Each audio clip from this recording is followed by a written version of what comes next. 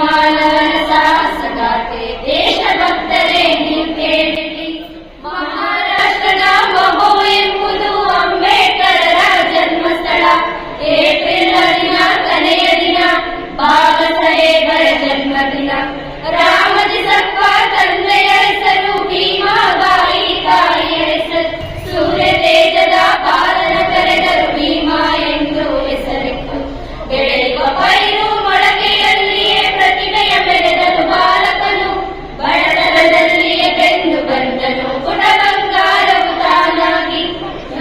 ದಾರಿ ತೋರಿದ ಬೆಂದ ಬಾಳಿಗೆ ಬೆಳಕು ಜೀವನ ಕಥೆಯ ಭಾರತೀಯರೇ ಎಲ್ಲರಿಗೂ ಸಮಾನತೆಯನ್ನ ದೊರಕಿಸಿಕೊಡುವಂತ ನಿಟ್ಟಲ್ಲಿ ಮಾಡಬೇಕಂತ ಇಂಪ್ರೂವ್ ಮಾಡಿದ್ರು ಕೂಡ ನಮ್ಮ ಸಮಾಜಕ್ಕೆ ತಿಳುವಳಿಕೆಯನ್ನ ಮಾರ್ಗದರ್ಶನವನ್ನ ಕೊಟ್ಟಿರತಕ್ಕಂಥದ್ದು ನೋಡಿ. ಕಾಕತಾಳೀಯವಾಗಿ ಡಾಕ್ಟರ್ ಬಿ.ಆರ್. ಅಂಬೇಡ್ಕರ್ ಅವರ ಹೆಸರಿರ್ತಕ್ಕಂಥ ವಸತಿ ನಿಲಯ ಇದು ಉದ್ಘಾಟನೆ ಆಗುವಂತ ನಿಟ್ಟಲ್ಲಿ ಈಗಾಗಲೇ ಬಹಳ ದಿನಗಳ ಹಿಂದೆ ಉದ್ಘಾಟನೆ ಆಗಬೇಕಾಯ್ತು.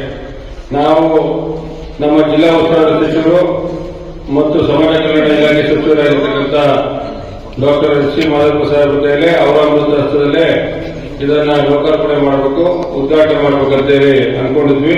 ಮೊನ್ನೆ ರಿಸಲ್ಟ್ ಬಂದಾಗಲೂ ಹೆಣ್ಮಕ್ಳೇ ಫಸ್ಟ್ ಆಯ್ತಾ. ಇವತ್ತು ಏನು ಇವೆಲ್ಲ ಸವಲತ್ತುಗಳನ್ನ ಉಪಯೋಗಿಸಿಕೊಂಡು ದೊಡ್ಡ ಮಟ್ಟದ ಜವಾಬ್ದಾರಿಗಳನ್ನ ಹೊರುವಂತ ನಿಟ್ಟಲ್ಲಿ ದೊಡ್ಡ ಮಟ್ಟದಲ್ಲಿ ಶಿಕ್ಷಣವನ್ನು ಪಡೆಯಬೇಕು, ತನ್ಮೂಲಕ ಕ್ರಾಂತಿಕಾರಿ ಬದಲಾವಣೆಯನ್ನ ಸಮಾಜದಲ್ಲಿ ಮಾಡಬೇಕು ಅಂತ ಹೇಳಿ ಒಂದು ಕನಸಿತ್ತು ಅಂಬೇಡ್ಕರ್ ಅವರು. ಲೈಬ್ರರಿ ವ್ಯವಸ್ಥೆ ಇದೆ, ಮಕ್ಕಳಿಗೆ ಮಂಚ ಹಾಸಿಗೆ ವ್ಯವಸ್ಥೆ ಇದೆ, ಸೋಲಾರ್ ಬಿಸಿನೀರಿನ ವ್ಯವಸ್ಥೆ ಇದೆ, ಕುಡಿಯಲು ಶುದ್ಧ ನೀರಿನ ವ್ಯವಸ್ಥೆ ಇದೆ. ಹಾಗಾಗಿ ಎಲ್ಲಾ ವ್ಯವಸ್ಥೆಗಳು ವಿದ್ಯಾರ್ಥಿಗಳನ್ನ